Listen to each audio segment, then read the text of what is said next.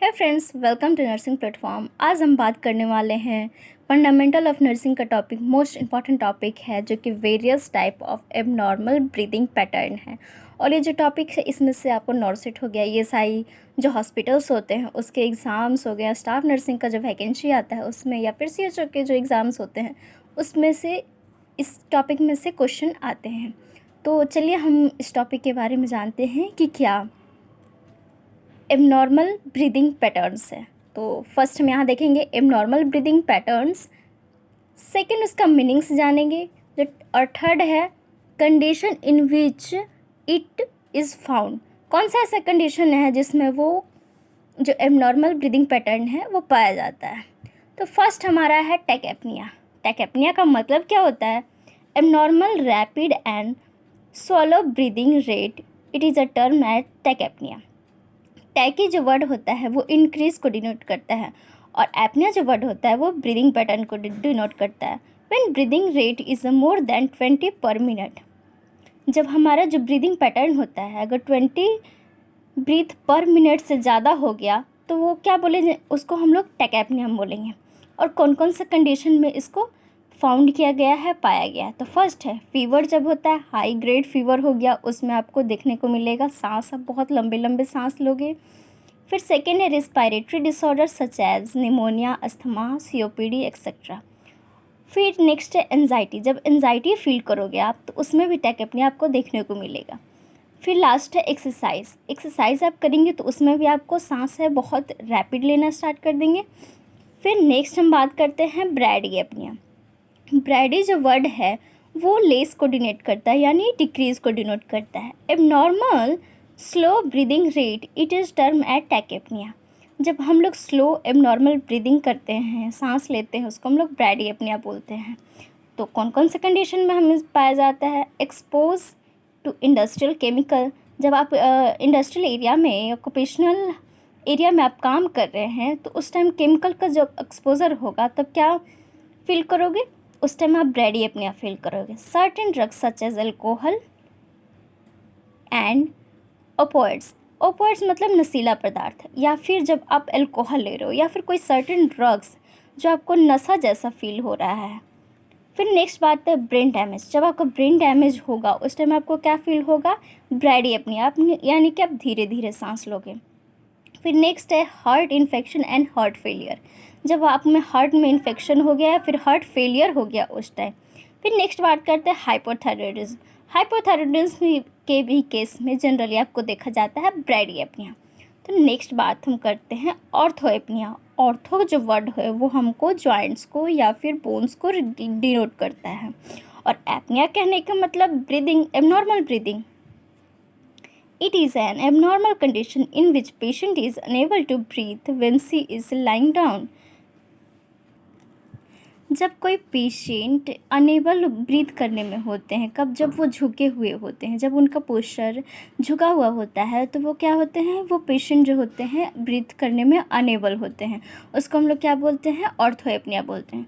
तो चलिए देखते हैं कौन कौन सा ऐसा कंडीशन है जिसमें ऑर्थोएपनिया डेवलप हो सकता है। फर्स्ट है कंजेनाइटल हार्ट फेलियर, सेकेंड है पल्मोनरी एडिमा, नेक्स्ट है pulmonary effusion, pleural effusion, ascites, obesity. Obesity वाले पेशेंट्स में भी आपको ऑर्थोएपनिया देखने को मिल सकता है। फिर नेक्स्ट बात करते हैं हाइपर वेंटिलेशन। हाइपर वेंटिलेशन क्या होता है? In this rate and depth of the breathing increase. Rate and depth जो होता है ब्रीथिंग का वो क्या करेगा? इंक्रीज कर जाएगा। This is an abnormal condition. Amount of oxygen inhaled are greatly increased, and as a result, amount of blood CO2 decrease. जो ब्लड में CO2 का जो लेवल है वो डिक्रीज कर जाएगा, और ऑक्सीजन का जो अमाउंट है वो क्या होता है? इंक्रीज कर जाता है। तो उसमें क्या बोलते हैं? Hyper ventilation. सो कौन सा कंडीशन में आपको देखा जाएगा? फर्स्ट है एंजाइटी में, सेकेंड स्ट्रेस में, नेक्स्ट है एस्पिरिन ओवरडोज ले लिए तब, या फिर डायबिटिक केटोसिडोसिस हो गया है अस्थमा पेशेंट में, COPD में, एक्सट्रीम एक्सरसाइज अगर आप कर लिए हैं तो आपको हाइपर वेंटिलेशन देखने को मिल सकता है। चलिए नेक्स्ट बात करते हैं hypoventilation.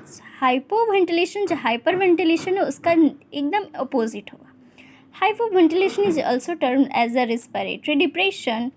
In this, breathing pattern is slow and ineffective. In this abnormal breathing pattern, reduce amount of air enter of the lungs alveoli. As a result, oxygen level in the blood decrease and CO2 level is increase. इसमें क्या होगा, just opposite होगा. CO2 का जो level होगा increase कर जाएगा और ऑक्सीजन का जो लेवल होगा वो डिक्रीज़ कर जाएगा. कहाँ? ब्लड में. तो कौन सा कंडीशन में पाया जाता है? तो फर्स्ट है क्रोनिक लंग डिजीज़ में, सेकंड है neuromuscular disease causing weakness of muscles that control respiration. Next है ओवरडोज ऑफ एनेस्थेटिक एजेंट्स और नेक्रोटिक. नेक्स्ट बात करते हैं हम 6 नंबर है जो क्या है, सिंगिंग रिस्पायरेशन. सिंगिंग रिस्पायरेशन क्या होता है? It is an involuntary long deep breath that is 1.5 to 2 times greater than normal tidal volume. It start with a normal breath, then a client take a second breath before he exhale. जब वो Excel किया भी नहीं है उससे पहले ही जो inhale कर लेगा और जो उसका टाइडल वॉल्यूम है उसका 1.5 से लेकर 2 times ग्रेटर रहेगा नॉर्मल से ज़्यादा. तो कौन सा कंडीशन में पाया जाएगा? एंजाइटी में होगा, स्ट्रेस में होगा, डिप्रेशन में होगा. इसीलिए कहते हैं फ्रेंड्स कि हम लोग को स्ट्रेस एंजाइटी नहीं लेना चाहिए. अगर डिप्रेशन में भी पेशेंट जा रहा है तो आपको जो सिंगिंग रिस्पायरेशन है वो आपको देखने को मिलेगा. नेक्स्ट हम बात करते हैं chain stroke breathing. It is also term as the periodic breaths.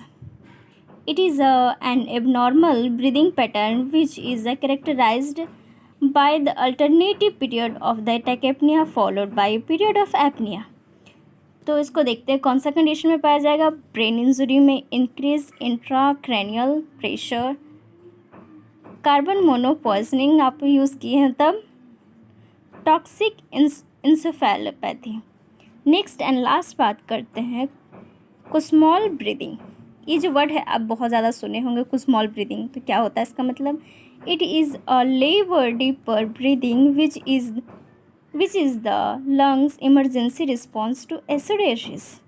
और ये कौन से कंडीशन में पाया जाएगा? Severe metabolic acidosis, mainly diabetes ketoacidosis हुआ है उस पेशेंट्स में आपको ज़्यादा कुस्मॉल्स ब्रीदिंग देखने को मिलेगा. तो ये था फ्रेंड्स हमारा various types of abnormal breathing patterns कौन कौन से होते हैं. तो हम लोग 8 जो ब्रीदिंग पैटर्न्स से देखें कि कौन कौन सा. नॉर्मल के साथ साथ हमें एबनॉर्मल भी जानना बहुत ज़रूरी होता है क्योंकि क्वेश्चन सिर्फ नॉर्मल से नहीं आता, एबनॉर्मल से भी आता है. तो ये टॉपिक आपको कैसा लगा फ्रेंड्स? अगर समझ में आया तो ज़रूर लाइक कीजिएगा, शेयर कीजिएगा एंड सब्सक्राइब कीजिएगा. Thank you so much. Bye bye. मिलते हैं नेक्स्ट वीडियो में. Thank you so much.